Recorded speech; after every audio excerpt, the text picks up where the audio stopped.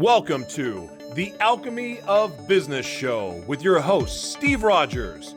The Alchemy of Business Show is a podcast that mixes practical, actionable business solutions with soulful insights for anyone seeking deeper meaning in their lives and greater success in their work. Steve will be featuring purpose-driven leaders from all walks of life and getting insight into their journeys from failures to triumphs. So tune in to transition, transform, and evolve in every dimension of your business and life. And now your host of the Alchemy of Business Show, Steve Rodgers. Hello, everyone, and welcome to the Alchemy of Business Show. However you got here, whether it's through audio, maybe you're on a podcast, maybe you're on YouTube, you're watching this on a video. I'm not sure how you got here, but however you did, thank you for being here. We have an amazing show today on the Alchemy of Business. This is a long-term friend of mine and a mentor and someone who I highly look up to. Many of you are going to know his name when I tell you in a second who he is. But this is someone who's doing amazing work in the world. I'm talking about the global world, not just in our United States, but he's doing work all over the global world, making a huge difference. John Assaraf is on our show today, and I'm thrilled he is on. John is a behavioral neuroscience researcher. He is a serial entrepreneur. I can definitely attest to that. I know many of the things he's been involved in. He is a New York Times best-selling author, and he is known as the Brain Whisperer.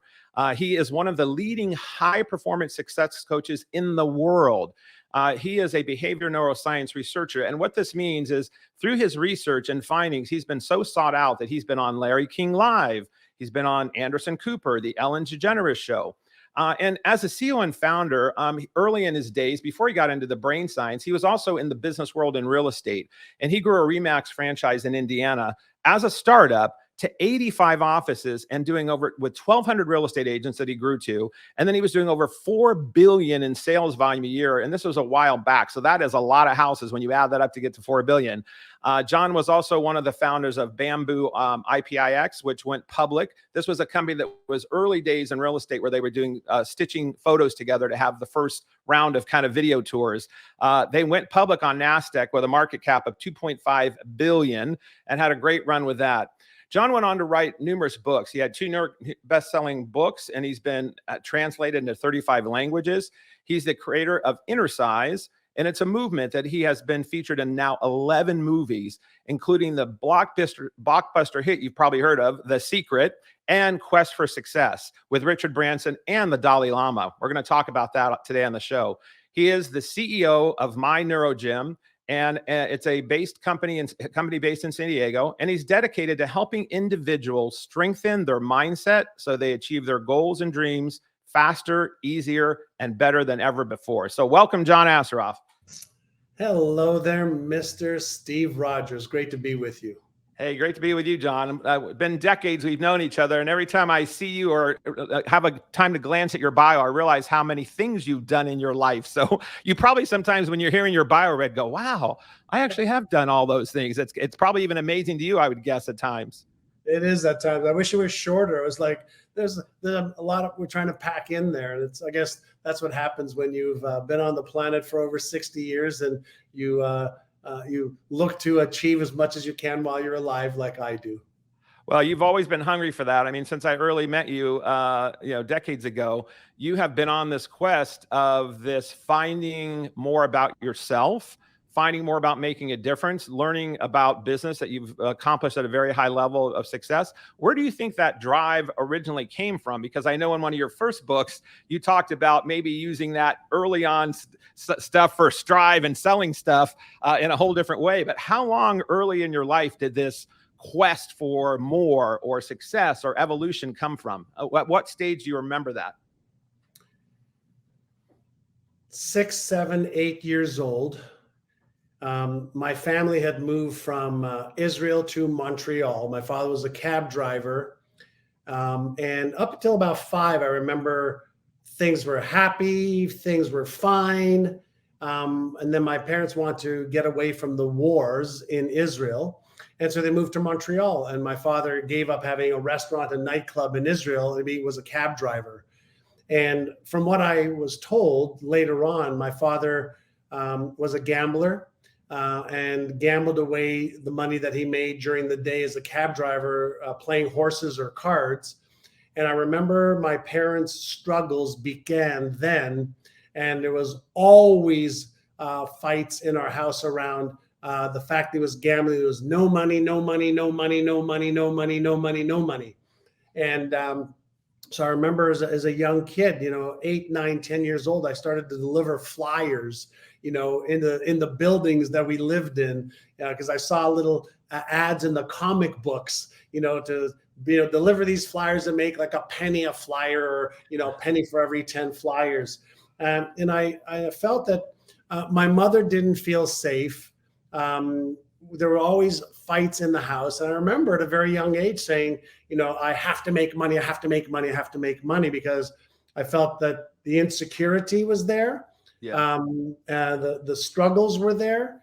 And so I remember at a very, very young age saying to myself, I'll never not have money. So it was fear. Fear was the motivator that pushed me away from that. Well, that's powerful. And I know in many of your books and in some of your talks, you talk a lot about fear and using fear as something more as fuel and transforming through that. So as a young kid, I think as we all grow up, we have our own fears that we learn in life that are either pushed upon us or we find on our own. So when you took that fear and you started doing these flyer things, and then you realized I'm not going to be X, you maybe weren't sure exactly what you wanted to be, but you knew what you didn't want to be. And then did you also then, in your family, feel like you were a bit of different or outcast at that time doing that? Or did you feel they were getting cheered on for that kind of, if even anyone had awareness of your drive at that point, or your want something different? No, it wasn't either way. Like, my father left school in grade 5. My mother left school in grade 3. They both went to work to help their parents. So it was not unusual. My sister did babysitting. My brother taught tennis across the street at 15 years old or 12 years old. He was working at the YMCA. So work was part of what everybody did, right? So everybody did that and chipped in. So it wasn't like I was doing anything unusual by delivering flyers or newspapers, or, at 11 or 12 years old, I worked at the pharmacy up the street, cleaning the shelves and stocking the shelves, and across the street in the dry cleaners, pressing clothes, and down the other side of the street, delivering groceries on a bicycle, with a basket in front of the people. So I did all of those things. And everybody participated, in helping the family out. So it wasn't like I could keep all the money. Gotcha. It was you were an contributing. It was an expected behavior that work just became normal for me. But I also, I also went on to try and make more money. And I did illegal things at 13, 14, 15, 16. Right. I started selling drugs. I started breaking in entries to making money. I started doing a lot of things because my self-esteem and self-image was very low when I was a kid, because I didn't do well in school when we had moved from Israel to Montreal, and I didn't speak the language. So there was a lot of struggle and doing a lot of the wrong things, to get the money, to feel safe and secure. Well, you've been a master of selling skills in your later days that many know of. I'm not sure if everyone knew about how great your selling skills were early on, but you did write about that in one of your first books. It became a New York Times bestseller. Remind me the name of that one. It's actually right behind me. For anybody who's watching over there, it's called Having It All. Having It All. Having It All. I have that on one of my bookshelves over there somewhere from when I first met you. I remember I got that. And you talk about in that how you did have this drive for more, but you did start doing illegal things. And so as a kid, did you find and seek out that circle, or did they come and find you? Were you initiated into a group or a gang, and then that led to that? Or did you go, there's got to be a way to make more money now that I know how to do flyers really well? How did that transition happen? Well, the transition happened, I was getting into a lot of trouble in school because I fell behind, which led me to be in the principal's office with the other kids who got, in trouble at school, which led us, to hang out together because we had something in common after school. And so we were in the parks, whether it was playing croquet or playing in the park, and then one thing led to the other. So it wasn't like we were, looking out for it, but, we would go across the street from school and we would steal things from the stores. We would, it started off with little things like that. And then we would watch out for each other, when we were, young derelicts, really, in school. And if we would skip school, and there was 3, 4, 5 of us that would consistently skip school. Those are the same 3 or 4 or 5 that didn't do well in school. They were always in detention. We're always at the principal's office. And so we kind of got together out of, we were the ones that were the misfits. We were the ones that were the derelicts. We were the ones that were always in trouble. And as you know, we attract people that are like us. And so I attracted them. They attracted me. And then we started doing things that obviously not proud of today, but this was a 8, 9, 10, 12, 15-year-old kid that was on the wrong track, on the wrong train with the wrong people, picking up speed in the wrong direction. Yeah. And I think many of us can relate to that. I mean, many entrepreneurs and leaders and top people that I've spoken to in their early days didn't always do things as on the right side of the track, as they say, but those hardships or that streetwise knowledge ended up being converted into really positive stuff in later years, building companies or having this drive. So when did you then figure out that, hey, I can do this really well, even if it was something that maybe was illegal or shouldn't have been done? You must have excelled at it. And I remember you telling me you made a pretty good chunk of money at it. So at what point did you have someone guide you, a mentor, something snapped you out of it that you said, okay, I'm going to take this stuff that I've learned, and there's got to be even more than this? Even though you were making money, who or what shifted that for you? Because I know you talk about a lot about shifting in the brain and changing life. So when did that first happen for you? There were 2 pivotal moments for me. And one pivotal moment was actually when we were selling some drugs, and I was with a friend of mine, and we were at this house, and we were selling some drugs to this individual that I had met. And my friend said, that guy's a cop. I was just at the police station. I saw him there. So the guy basically said, hey, we got to get out of here. And it was like, holy shit, this is becoming like really, really, really real. And I knew that, I could go to jail or go to the morgue. One of my friends had died. One of my friends actually went to jail. And so this became real, part 1. Part 2, my brother knew that I was selling drugs. My brother knew I was getting in trouble. And he had asked me, and my brother was a tennis pro, and he used to play the pro circuit in tennis in Europe. And when he came back, he moved to Toronto, Canada. I was living in Montreal. When he came back, he was teaching this entrepreneur. His name was Alan Brown, tennis. And he was telling this guy, my brother's getting in trouble. I don't know what to do. I don't know how to help him. And this man said, well, why don't you have your brother come, to Toronto, and let me talk to him and see if I could help the situation. So my brother invited me. I took the train from Montreal to Toronto, which is about a 6-hour train ride. Wow. My brother picked me up at the train station. I was going to stay with him for the weekend. And I met this man at lunch. His name was Alan Brown. Nice man, in real estate, developer, had real estate offices. I think about 700-800 agents, in the Toronto area. Very, very successful from what my brother had told me. And so at lunch, this guy asked me, what are some of your goals? And I said to him, I'd like to buy a car. I'd like to move out of my parents' house, and I'd like to get a job where I make more than $1.65 an hour. He said, that's all wonderful. He said, what are some of your bigger goals and dreams? And I said, what do you mean? He said, well, what else would you like to achieve, in your life? And I said, I have no idea. So he said something to me. You'll love this, Steve, because you do this. He said, well, will you do me a favor? I have this document with some questions on it. Would you mind answering these questions and then just give them back to me? So I said, sure. So he gave me this document, and just to put it into perspective, it was the 1980 goal setting guide. Oh, wow.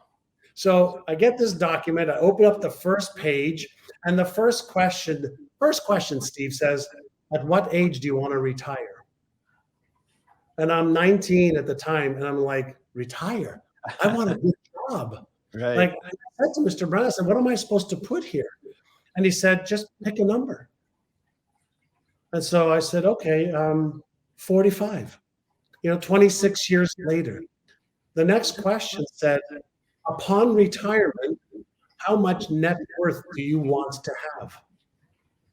And I looked at Mr. Brown and said, excuse me, sir, what does net worth mean? Right? And he explained it to me. I said, okay, $3 million.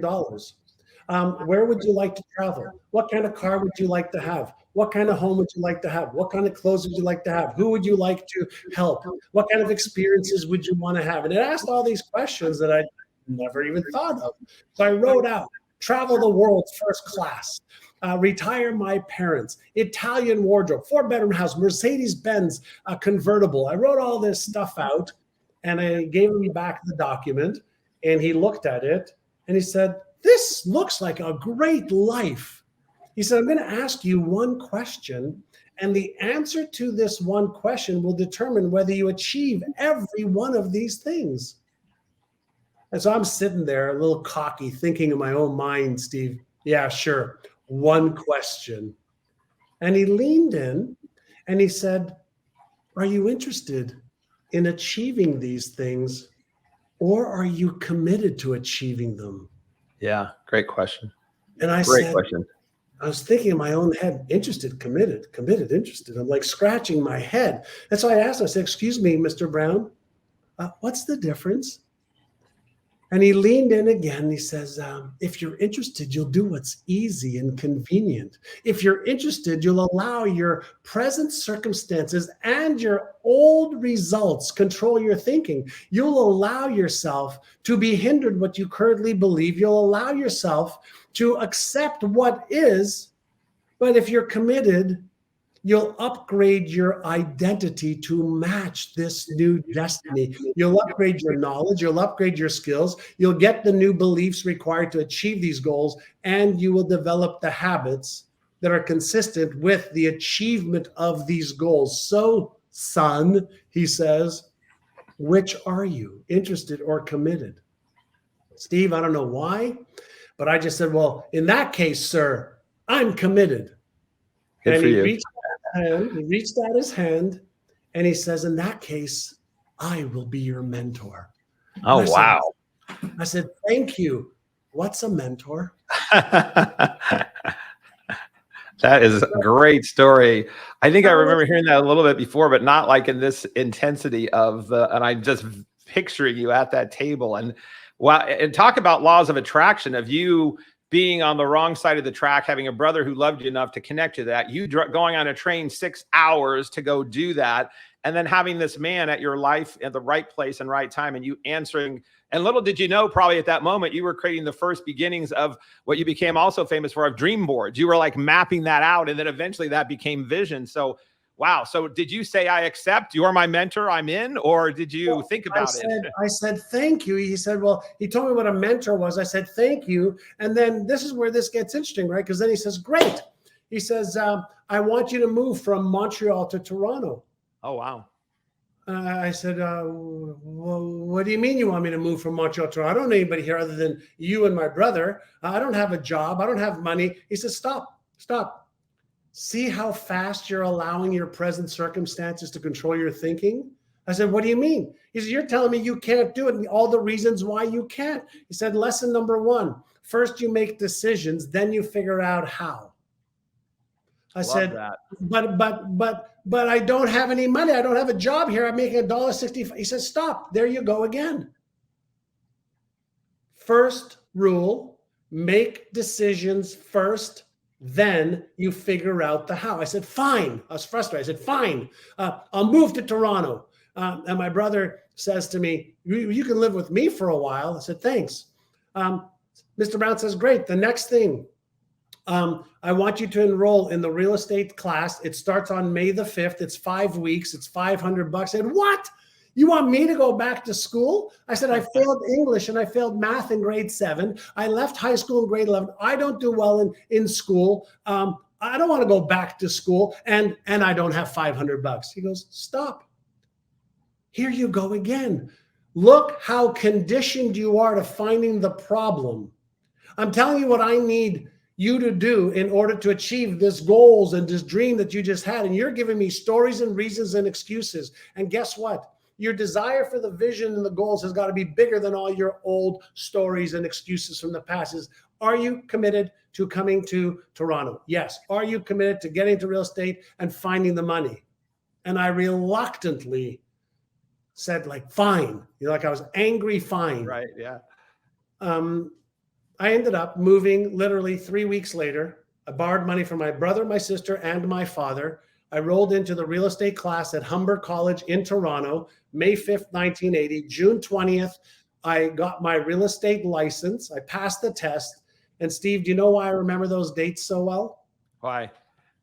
Because it was the first test I had passed without cheating in years. Oh, wow. That's powerful. Because wow. I was cheating my way out of high school wherever I could. Yeah, yeah. And it well, was talk about elevating your consciousness to be able to do that. And because you were committed, you were not interested, you were committed. And wow, you just upped your game in that moment. What a great self-esteem boost as well, I would imagine. It was the first time in many, many, many years where I felt a little bit of really being proud of me and thinking maybe I'm not dumb. Maybe I can do something with my life. One man, one question, one yes changed my life. That's powerful. Well, very powerful. I mean, all the stuff you just said, whether you're a teenager listening in or you're in your 60s trying to reinvent or rebuild, or in your 30s or 40s building a startup, what John just said is gold there. I mean, it really is. I mean, we're going to have this in the show notes, but, you know, really making that decision from going from interested to committed, and then making the decision and then figuring if the how is going to work, and getting past your fear, and also using anger as part of your fuel. I mean, it sounds like, you know, you understood this fear thing that you converted as a kid, and in anger, sometimes that angst is the fuel we need to just either prove to someone else or ourselves. So kudos to you. Well, then you took to that very, very well and pass it. You excelled in real estate, and you also went on eventually, instead of just being in sales, you actually ended up moving to America and you opened a real estate company. So how long after that, hey, I passed the test for the first time without cheating, did you go from selling to owning and being the boss? How long was that period of time? So I got into real estate. My first 6 months, I made $31,000. My next 6 months, the next year, I made $150,000 because he kept upgrading my knowledge and my skills. And then I went and traveled around the world from September 82 to November 83 to see the world and to experience, you know, this beautiful blue planet. Got back, got into real estate, and then in 1987, which is 6.5 years after I started on my journey, I bought the franchising rights for RE/MAX for the state of Indiana. And over the next 10 years, I opened up 85 offices, recruited 1,200 salespeople, and we were doing $4.5 billion a year in sales. Staggering. Well, that you took that and ran with it. I mean, even before The Secret came out, we're going to talk about in the second break, you were definitely creating and living The Secret. It's no surprise that you were asked to be in that movie, because you were out actually doing the work, probably not even knowing how magical that was, because not everyone does that, but everyone has the possibility of doing that. And a lot of what you teach about in the brain is being aware, and then making decisions, and then having the behavioral changes that need to go along with the decision. So I do want to come back. We're going to have to take a break in about 5 minutes, but I do want to come back and then dig into the brain part of this later. But that commitment part, did you then, when you passed the test, you had all this success in sales, you started making money, did your confidence just increase every month and every year more and more and more, that you felt unstoppable? Or were you still having these fears and these anger things of frustration, or did you feel you'd mastered that? So nowhere near mastering it. However, there were a couple of things that Mr. Brown did back in 1980 that was the foundation for my body of work today around inner sizing. And so do you remember I shared with you, you gave me this document with how much money do I want to make? When do I want to retire by? What kind of lifestyle I wanted? Yes. Well, the next phase of that, after I passed my real estate license, he still had this document The first day that I came into the office and I was greeted by the other realtors, he had a guy by the name of Vern Wong sit with me, who was a very successful real estate agent. Vern used to walk around with this big wallet, like a man purse, with him all the time. And this guy was making like $500,000 a year back in 1980. Wow. He sat me down with Vern, and Vern asked me a few questions. He looked at this document and he said, I love what you wrote down here. And he says, what do you think you would need to believe about yourself in order to achieve these goals? I was like, what do you mean, Vern? He says, well, we all have beliefs. What do you think you would need to believe about yourself? So I'd need to believe that I'm smart enough. He goes, write that down. I am more than smart enough to achieve my goals. He said, what else would you need to believe? Well, I guess I would need to believe that I deserve to achieve these goals. And good, write that down. So I wrote down these new beliefs. And then as I wrote down the beliefs, then Vern said, well, since you have no skills and you don't even know what you don't know, you're going to need to upgrade your skills to be able to sell better. So let's start training you on what you need to learn to sell more. And what do you need to do to market yourself? So I got some lessons early on. And so every single day when I came into the office, I had to review my vision and my goals. I had to look at it. I had to read it. I had to close my eyes and see myself achieving those goals. I had to read my new beliefs or affirmations. I had to then invest 1 hour upgrading my skills. So my first lessons were around a script for cold calling. And the script was written out for me, and I had to call and recite it, call and recite it, call and recite it. I had to record it on a cassette tape, and I had to listen to it over and over and over and over again for 1 hour. So the script was, hi, this is John Assaraf with Allen Brown Real Estate Company. We have somebody who's looking to buy a home in the neighborhood. Have you considered making a move? If they said yes, I would say this. If they said no, I would say this. And I learned my first script. I had to listen to that over and over and over again every day for 1 hour. Then I would get on the phone, practice the script. Then I would get appointments. Mr. Brown would then come with me. We'd get listings. I would make some money. Holy mackerel, thought I died and went to heaven, because the first 6 months I made $5,000 more than my father made the whole year. Wow. That's powerful. Well, we've got about 3 minutes left in this segment. And what John is mapping out here also is is reflective of much of the work you do now at a very, very high level. And you've taken these, whether it's scripts or writing down your goals or affirmations or belief systems. I mean, you've taken that to a level that we're going to get in the second half that is not only for startup entrepreneurs, but multi-millionaires, billionaires, been on talk shows. So obviously this resonated with you, and it really worked for you. And then when you wrote down on your original list of the things you're going to accomplish by 45, what had you accomplished by 45 when you've reflected back on that? Did you do an assessment of how that, and had that changed dramatically at what you wanted at the time? But did you meet many of those goals by 45? No. I met all of them and then some before 30. Oh, wow. You hear that, audience? He met all of them before 30. This was a young teenager who was, how old were you when you met with Mr. Brown? 19. 19. So a late teenager. So by 11 years, you achieved all of them when you didn't even know at the time to pull out of your head exactly what you wanted. So that must have been we're eye-opener. So we're going to come back from the break and find out how John achieved these by 30. What were the pluses and minuses we're going to find out of having such success at an early age? And then now in his next 30 years, because he's in his 60 range, what has he gone on to do at even higher levels in making impacts for people in addition to helping them make money? So thank you, John. Everyone, come back and listen in. We're going to find out how to make more money, reach your goals, have some spiritual connection to whatever you believe that might be for happiness and joy. John's got all flavors for us to learn about doing these things with and in. So I hope you'll join us on the second segment of the Alchemy of Business Show.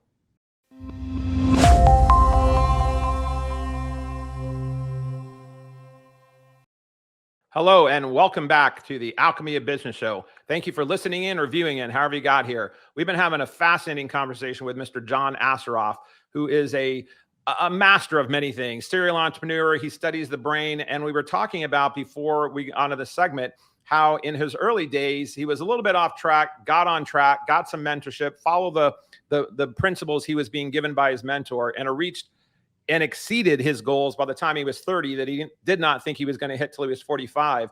So fast forwarding to that, John, so when you were in that 20, 25, 30, and you were starting to make money and you were hitting these successes and you were seeing these goals that you had set on paper, and then your affirmations and doing your scripts and having a ritual and a routine, did you then at that time go, wow, I have found the secret key of life that I didn't know existed? Or were you still discovering that it was that magical and repeatable? Yeah, I don't know that I ever said that, I discovered the secrets to life. But I had certainly discovered some patterns that were yielding consistent results. And, I've been a personal development junkie for, 42 years now. And so I look at it almost like life is like an onion. And here's what I mean. Let's say we're somewhere on the onion. And let's say we can see up 10 layers and to the right and left 10 layers and below us 10 layers. Personal development allows you to see the 11 layers, 20 layers, 30 layers, 50 layers. And so discoveries and having distinctions has been a never-ending process for me. So the more I learn, the more I realize there is to learn. But what happens is, let me give you an example. If you learn how to swim when you're young, you don't forget to learn how to swim. You could just become a better swimmer. If you learn how to ride a bike, you generally don't forget how to learn to ride a bike, but you can ride with more confidence and certainty, maybe speed and strength. So the same is true with success.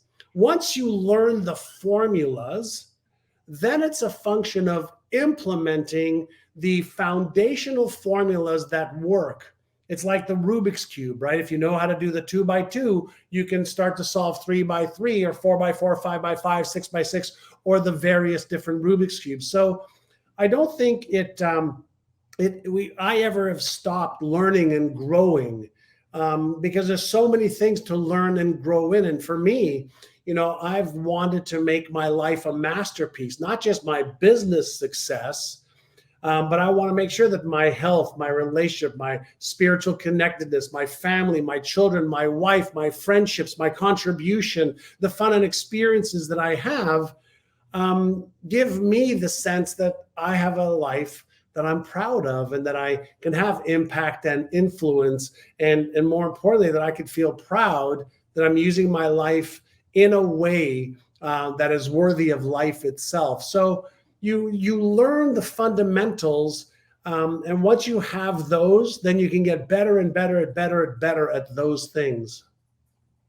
Yeah, that's powerful. Well, and it's true. And your awareness of that, then instead of being at 19 saying you wanted to retire at 45, obviously you'd created some wealth and success, and you could have retired or semi-retired in some way, but you must have, by the time you hit 30 and then 45, realized your level of not needing to learn to ride the bike again because you'd learned success was now about making contribution or raising your game or doing more at a global level. So after you'd built a successful real estate company, and then you were using these skills in teaching your salespeople. I know you and I had spoken about part of the reason you had the success was because you hired really great people, but they followed you and you were teaching what you had learned to them to be better. And you excelled and created this multi-billion-dollar sales company in a real estate industry that you didn't know anything about, a decade or so before. So as you were doing this, when did you go, I'm 45 and now I'm not retiring and I'm going to go on and do even more? So when did your raise the game go to a level of getting into personal development, that you were the guy instead of reading the books, doing the tapes, going to the seminars? When did you realize I'm going to step into a new arena and test myself out? Well, I actually have retired twice. So I have retired twice for a couple of years each time. And so the first time I retired was in 1997. So I had built Remax for 10 years, and then I got bored of running it and building it. I had built it as far as I could take it. and then I was bored. So I took a couple of years off. Actually, it was 1995, 1996. I took a couple of years off until 1997. And then I found another business deal to get into. That one didn't work out. That took about a year for that not to work out. And then I got into another deal. And then that worked out great again. So I did retire twice, but it wasn't retire like I was never going to work again. I was just tired from working as much as I did for a couple of deals. One was after 10 years, one was after a year and a half, where we just did insane amount of work in a year and a half. And so, the key for me is really around purpose. When I retired the first time, it was wonderful for about 6 months. I could do what I want to do. I could work out when I want to work out, choose the restaurants I wanted to work out in. But at that time, there was nobody to play with. I was pretty young and all my friends were working. So like I was bored after 6 months. And so that's when really, a lot of my work was around, when I built Remax, it was really about money. And then it was more about purpose and meaning with money. Now it's all about purpose and meaning, right? So there's been this evolution where, like, I know if every penny that I have was taken away completely, and I had the ability to earn income in an igloo in Antarctica with an internet connection and nothing else, I could make money from an igloo in Antarctica, 50 miles off the beaten path, if I can have access to commerce, to people, to selling programs, products, services, something. So having the skill set and knowing the model, for building stuff has given me the confidence and certainty to take away the fear of not having enough or not being able to take care of myself. So, food, shelter, clothing, all that stuff is not a concern. So the real thing for me is, how can I use my life in a way, as I mentioned before, that I am proud of, but that I can then make a contribution to the lives of others, or to animals, or the plants, or this beautiful blue planet, so that I just feel like the trade, my life, is worth what I'm doing, what I'm trading it for. So I love to share. I still am a voracious learner like you. And I still love to share and to give. I receive in giving. So I just keep pouring out whatever it is that I know or have learned, the good, the bad, the ugly, the embarrassing, the stuff I'm ashamed with, because it might just help somebody go, oh, I'm okay. Right? There's nothing wrong with me. Right? I don't need to be worried about, being embarrassed or ashamed or ridiculed and judged because of what I've done or not done, or and who I am. So if I can use my life in any way to make another human being's life better, or like I said, an animal or a plant or whatever it is, I'm very big into this spectacular thing called life that we each get. We wake up, it's like a miracle every day. So I just look to do things that give me purpose and meaning. Well, and I think that is so powerful, and I am in alignment with you. That's what my life is about. I want to work with purpose-driven peoples and leaders and companies, because I want to feel more purposeful. And so filling that void is then not having this need to feel like I need to retire either, because when you're loving what you do, you're pulled to do many of the things you're talking about. So through your work, you've gone on to do that. And not only in the self-development, about learning about some of the Think and Grow Rich principles that Napoleon Hill talked about early days, or from the mentors that you've learned along the way, repurposing that, you went on to realize there's even something else. There's something beyond just even affirmations or writing down your goals or believing super consciousness. There's also something in the brain, the way the brain is wired. And you started being a voracious learner always, but you started studying the brain. And not only did you start studying the brain, you did so much research on the brain and how it adapts to helping people change behaviors or create the life they desire and want, that you started being sought out by talk shows, Ellen DeGeneres and Larry King. And so when did that start pulling you so heavily that you wanted to become an expert in that? Like, where did that come from? So I started the interest around my brain in my early 20s when I started to change and I started to achieve success. And I got curious as to how this visualization that I'm doing around my vision and goals and these affirmations and declarations and listening to the audios were changing me so that I was doing things to achieve some success. I got fascinated then. And I got introduced to Maxwell Maltz's work on psychocybernetics, the mechanics of how your brain works. But then I was sick when I was in my early 20s with severe ulcerative colitis because I was working so hard to make money.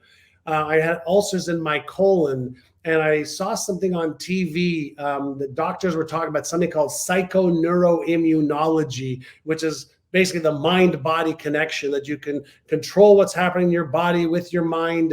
And so I started to, I was taking 25 silazapyrin pills a day to reduce the inflammation in my colon. Wow. I was doing a betnosol enema in the morning and at night. I was having a tube stuck up my you-know-what every month called a sigmoidoscopy because they thought that they're going to have to remove part of my colon. And I was like early 20s, 23, when I got back from my world tour. And so I'm going, how is it that I'm sick? I'm in a state of disease, right? Which I learned was a state of dis-ease. And I started researching psychoneuroimmunology. And so I said, well, I wonder if I could create a very similar process for my health as I did to become, a good real estate agent. And so I created an affirmation. I started to visualize my healthy colon. Yes, I started to eat right. Yes, I started to exercise. Yes, I stopped partying as hard. And every day I would read this affirmation. And the affirmation is, my body and all its organs were created by the infinite intelligence in my subconscious mind. It created all my muscles, tissues, bones, and organs, and it knows how to heal me. Powerful is the creative intelligence within me. I am now perfectly healthy. I would repeat that over and over and over again. I would close my eyes and visualize it. I would see my colon healing. Now I was sick for a year and a half. 5 weeks later, all symptoms were gone. So that was like lesson number 2. Holy mackerel. It worked for helping me make money, worked for helping me, with my health. And then, I got into building my own company and I taught my agents how to change their mindset. And so like for me, Steve, that was the beginning of it. And then I had this incident where, I started to create vision boards. I started to create visual representations of everything that I wanted in health and wealth and relationship and career and business. And, a house that I had cut out from a magazine. I ended up 5 years later living in that house when I didn't even know where the house was or how much it was. I was like, what in the world happened here? How can I cut out a picture, see it, visualize it, emotionalize it? Now I'm living in this house. And so I started to research quantum physics, quantum mechanics, something I never knew anything about that. I started to research, like, what was my brain doing?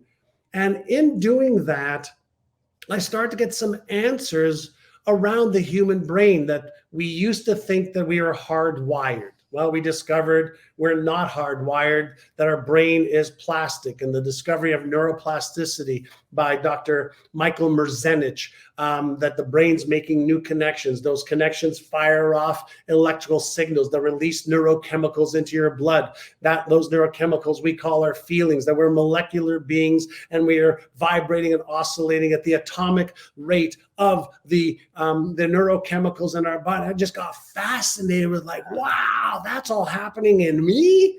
And as I did more research, I started to ask some questions. Is it possible? Is it possible that I could take, a limiting belief and release it if it's nothing more than a pattern in my brain? Is it possible that a habit is nothing more than a grouping, okay, of beliefs and behaviors and perspectives and associations that cause automatic behavior? Is it possible for me to change those? Yeah, it is. And so then I said, well, how? What has science taught us about creating a new belief pattern, a new habitual pattern, a new perspective, a new paradigm, a new whatever? And then I started getting into the world of emotions, the energy in motion. And I just got fascinated with how freaking powerful we all are. And then I realized through the research that every brain functionally works the same. Einstein's brain, like yours and mine. Hitler's brain, like yours and mine. Genghis Khan's brain. Dalai Lama, exactly. Functionally, the brains work the same. So I started saying, okay, what are we learning about the human brain and performance and success and letting go of limitations and removing obstacles and creating new empowering patterns that then create success? So I just got fascinated with that. And I remember Jack LaLanne, was the inventor of exercise, right? And I said, well, I'm the inventor of inner size because I have been inner-sizing my neuromuscles, my neurocircuits. I'm making them stronger. And I'm deliberately choosing which ones to make stronger, just like I can deliberately choose, well, I want to make my biceps stronger, right? Well, I want to make my shoulders stronger. I want to make my back stronger. Then I choose the exercise to do that, or the exercises. Well, I've come up with a variety of methodologies and combinations of methodologies to make my brain stronger, and over 100,000 of my students around the world who inner-size every day. And it's so powerful. And for those who've been listening and reviewing in the first half hour and know how passionate and excited John is, and he is, it's so cool to see him in the last 3 or 4 minutes talking about this, because he even went to a whole nother level. Like his enthusiasm, you can tell the passion and the power and the knowingness of this, of what you are and what you've done and what you do. And so people need to learn more about this. I really believe that this is not a need. This is not a want. This is a need. This is something everybody needs. So you've created a program that people can attend, and you call it the Brainathon. And I think it happens every Saturday. Is that correct? Can you tell us a little bit of that? So, because we're going to run out of time soon. I don't want to forget to make sure people know how to learn more about what you're talking about to affect this in their own lives. Yeah. So I do a lot of work with entrepreneurs, but I also do a lot of work with researchers, scientists, neuropsychologists, neuropsychiatrists, PhDs that are all studying different parts, of why do we procrastinate? How do we let go of trauma? How do I release my feeling that I'm not good enough, not worthy enough, not good, not capable enough? How do I let go of a belief that is limiting me? And I invite them, to some free training that we have on Saturdays, and I'll give you the link to people. It's that you'll put in your show notes. Exactly. And so every year, I choose some people to help me teach what is coming from the science, so that we can make our lives work better. And it's so powerful. I highly recommend you attend this. We're putting it in the show notes. If you're watching it, it's scrolling across the bottom of the screen. John has really amassed not only a network, but friends, associates, and people that highly respect him. So the people that come on his show or talk about his topics are the knowledge that he's gained literally about how the most important organ that we have in our body is the brain. I know you have to have a heart, but the brain affects all things in our life. And he's really mastered that, of taking all these principles and making sure that you're exercising your brain and you're learning how to maximize and create the life you want. And as John was talking about earlier, it's not just about money. You have to have money to get to a certain level for sure, and to achieve just having comfort in life and to able to elevate your own dream. But it goes into health and emotion and relationships. He has a beautiful relationship with his wife, Maria, his boys, his friends. He really has created a well-rounded life. And John, on this discovery of the brain and emotion, it also took you on an even deeper quest of seeing how spirituality or how higher power focuses into that for yourself.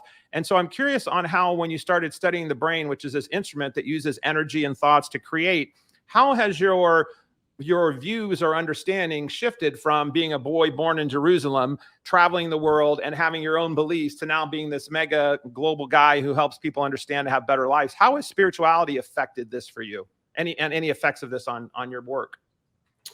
Sure. So I think, listen, when I was younger, it's me, right? And my awareness that I am energy, you are energy, everything is energy. We are in this quantum field, of energy, and what I do or don't do affects you, and what you do or don't do affects me, including what I say. We are all like in this quantum field together, in this field of intelligence, that not only gives us life, that, breathes you, breathes me, has helped me realize, I meditate every day. I've done spiritual journeys as well, using plant medicines that, you've got to do in a very, very safe environment if you want to explore that. You realize that, time on this blue planet is finite. And what I do in time is something that I can have some control over. But everything that is happening is connected to everything else. And so, if I minimize myself, then I'm being a reflection of how people should minimize themselves. If I am playing with love and care and kindness and contribution, and I spark that in you, and then you play the game with more kindness, compassion, empathy, when you become a seeker, when you become a solution seeker, when you have problems, which we all do, but you overcome them, then I inspire you. When I minimize me, I expire your life, and I expire my life. And so what I realize, and fortunately, I've been on a spiritual quest for 40 years also, is the more I shine in a humble way, not an egotistical way, in a humble way, the more I help light the genius and wisdom and light within you, because you see in me what's already in you, and I see in you what's already in me. So if I don't like something in you, maybe I haven't learned to accept that in me. And if I learn to accept that in me and you see that, maybe you'll accept that in you. So we really are, like, if you think about it, if you understand a little bit of mathematics, every time you breathe in, okay, you breathe in 10 to the 22nd power of atoms and molecules, made up mostly of hydrogen, oxygen, nitrogen, and carbon. So what I'm inhaling and exhaling, if we're in the same room together, guess what you're inhaling and exhaling? When you're inhaling the air that's been traveling the cosmos, and you're picking up a piece of gold that was in the furnace of a star 1 billion years ago, we are all in each other. The universe is in us. We are in the universe. And when we start to have a different perspective on ourselves and each other, how could we not love? How could we not lift each other up? How can we, how could we not have compassion and self-care and empathy for oneself and others, including obviously, plants, animals, and everything else? When you have this spiritual awareness, then it's not me, it's we. I love that. Well, that's a great note to end on, and perfect timing. And you're inspiring. I mean, that word inspire and also includes spirit. I mean, you do that for me all the time, and just knowing who you are and what you're out doing in the world. And I've been honored to know you for all these decades.